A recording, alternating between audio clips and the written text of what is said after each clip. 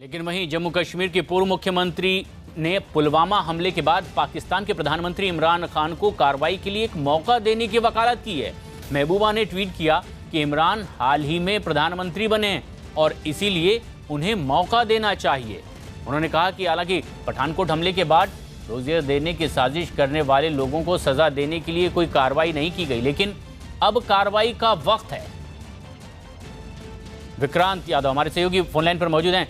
विक्रांत, ये ट्वीट के जरिए दरअसल किस तरह का संदेश देने की कोशिश है महबूबा मुफ्ती की ओर से?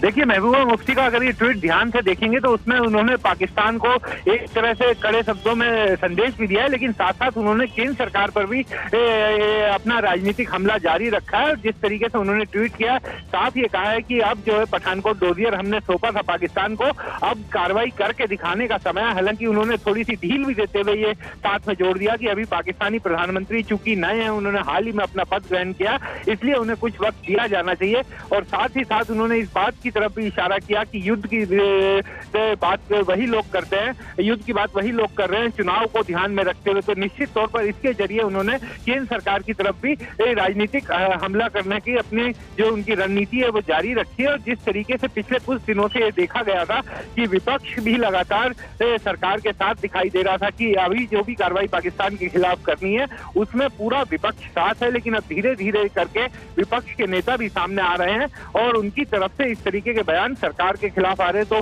पाकिस्तान के प्रधानमंत्री को एक तरह से उन्होंने अपने ट्वीट में नसीहत दी है कि वो वॉक द टॉक करें, अब बातचीत का नहीं बल्कि जो कार्रवाई है उसका करने का समय है।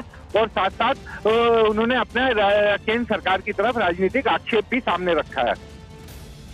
जहां केंद्र सरकार पर हमला है, वहीं इमरान को कुछ और वक्त देने की बात भी महबूबा मुफ्ती ने की। शुक्रिया आप।